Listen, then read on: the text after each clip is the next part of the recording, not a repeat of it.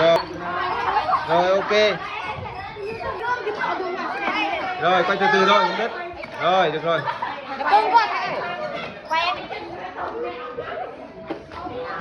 Rồi. Rồi. Rồi. Bốn trước kìa, không muốn thấy mặt đâu. Rồi được rồi, ok. Đơn giản này. Giống như thầy.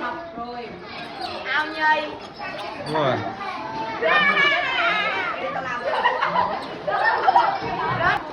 Rồi ok. Rồi. Rồi ok. Đây đi. Hay làm sao? Ờ